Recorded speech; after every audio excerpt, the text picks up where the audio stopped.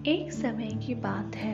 एक गांव में एक बुढ़िया रहती थी जो कि हर सवेरे उठ करके और गंगा स्नान करने जाती थी।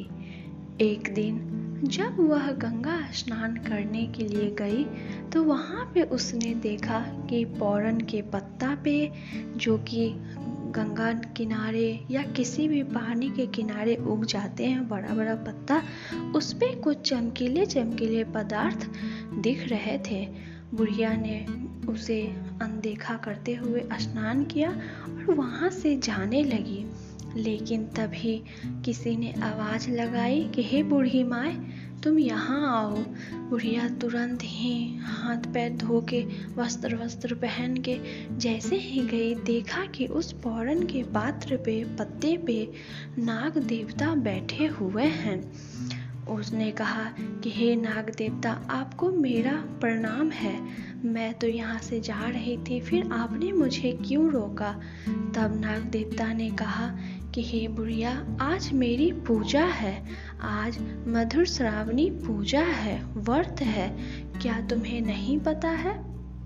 बुढ़िया ने कहा कि हे स्वामी, मुझे तो पता है, लेकिन इस गांव में बहुत ही कम लोग यह व्रत करते हैं और कोई कोई नहीं करते हैं। तब नाग देवता ने कहा कि कौन करते हैं कौन नहीं करते, इससे कोई मतलब नहीं रहना चाहिए। अगर तुम करती हो तो आज मेरी पूजा जरूर करना। उस बुढ़िया ने कहा कि हे स्वामी, आप मुझे बता दीजिए कि इस व्रत करने का नियम क्या है। तब नाग देवता ने कहा कि आज मेरी मधुर श्रावणी के दिन पूजा होती है।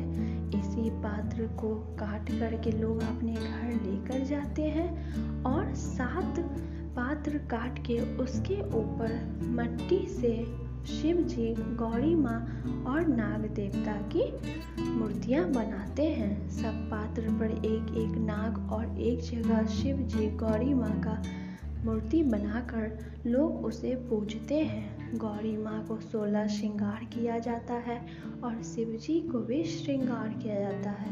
नाग नागिन को भी रंग से रंगा जाता है और सारे पात्र पे रखा जाता है।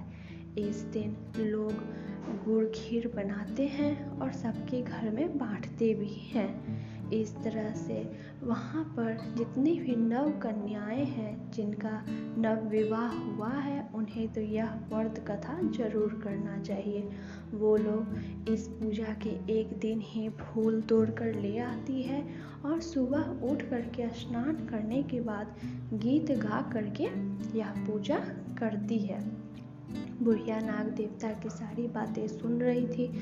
तब उसने कहा कि ठीक है स्वामी, हम अपने घर जा रहे हैं और सबको कहेंगे यह व्रत करने के लिए। बुढ़िया जैसे ही घर आई, उसने सारे को यह बातें सुनाई, लेकिन किसी ने इस व्रत को करने का मन में चाहा और किसी ने नहीं। एक दिन बुढ़िया इस व्रत को करने के लिए पात्र ले आई और उसके ऊपर जैसे नाग देवता ने कहा था वैसे पूजा कर रही थी। गुड़ खीर का भोग भी लगाई और सबको दिया भी। लेकिन वही कुछ गांव वाले ने इस पूजा का मजाक उड़ाया और उन्होंने बुढ़िया की बात नहीं मानते हुए पूजा पाठ करने से पहले ही खा पी लिए।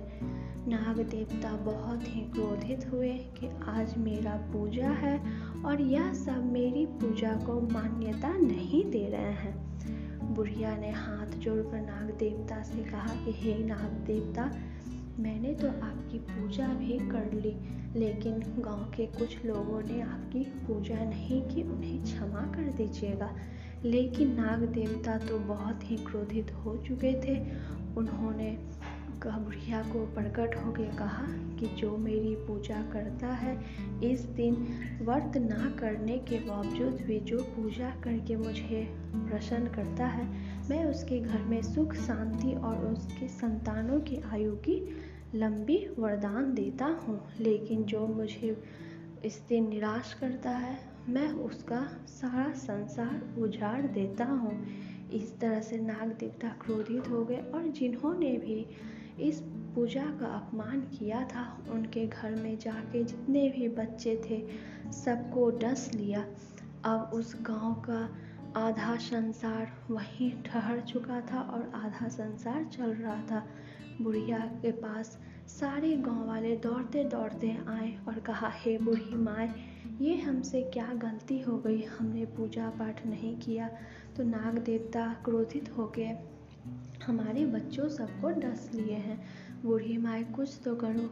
तब बूढ़ी माँ ने नाग देवता को बहुत ही दिल से पुकारा कि हे नाग देवता, आपने यह क्या किया? अगर यह गांव वाले आपकी अपमान किए हैं तो मैं आपसे क्षमा मांगती हूँ, लेकिन इनके सारे बच्चों को लौटा दीजिए और मैं इन सब से ज़रूर कहूँगी कि आपका मधुश्रावणी पूजा अवश्य करें। नाग देवता को पूरे गांव वालों ने मनाने लगा। फिर नाग देवता मान करके बुढ़िया माई के पास प्रकट हुए और कहा कि हे बूढ़ी माई, तुमने जिस गुड़ खीर को सबको परोसा था वही गुड़ खीर ले जाकर उन सब बच्चों के मुंह में लगा दो। जो बच्चे अभी मृत्यु हो चुके हैं उन सबको लगाने से वह लोग फिर से जीवित हो जाएंगे। बूढ़ी माई ने जैसे ही घर में गई वैसे ही जो बचा खुचा गुड़ खीर था वह ले करके और उन सब बच्चों के मुंह में लगा दी।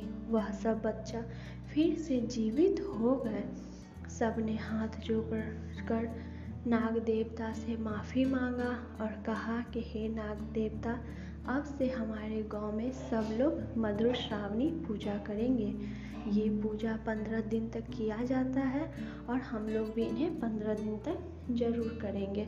और जो नव कन्याएं हैं इस पूजा को करने में वह 16 श्रृंगार करती है और अपने स्वामी के साथ इस पूजा का व्रत रखती है। इसी तरह से बूढ़ी माई वहाँ से चले गई और नाग देवता भी चले गए। जैसे ही दूसरा दिन पूजा करने का दिन आया, पूरा गांव वालों ने इस व्रत को रखा और बहुत ही प्रेम से झूम करके गाना गाते हुए इस व्रत को संपन्न किया। कहा जाता है कि मधुश्रावणी व्रत करने से सुखों का भंडार मिलता है, घर में सुख समृद्धि, आयु में वृद्धि मिलती है और इससे कभी भी कोई भी कलेश घर में नहीं होता है। जिस जगह पे नई नई कन्याएं आती है वह इस व्रत को जरूर करती है। यह व्रत 15 दिनों के लिए होता है और इसके 15 दिन के कथाएं अलग अलग है, लेकिन अगर कोई इस कथा को भी सुनेंगे तो उनकी सारी कथाएं पूरी हो जाती है। मधुश्रावणी की कथाएं सुनने से घर में जितने भी संकट हैं, जितने भी दुख दरिद्रता है वह सब दूर हो जाती है। तो दोस्तों, मधुश्रावणी का यही प्रेम था, कथा था। मैं उम्मीद करूँगी आपको पसंद आएगा। अगर पसंद आता है तो मेरे वीडियो को ज़रूर लाइक कीजिएगा। मेरे चैनल पर नए हैं तो मेरे चैनल को सब्सक्राइब कर लीजिए। चलिए दोस्तों, आप सभी के साथ फिर से एक बार मुलाकात होगी नए वीडियो के साथ। तब तक के लिए आपका बहुत बहुत धन्यवाद।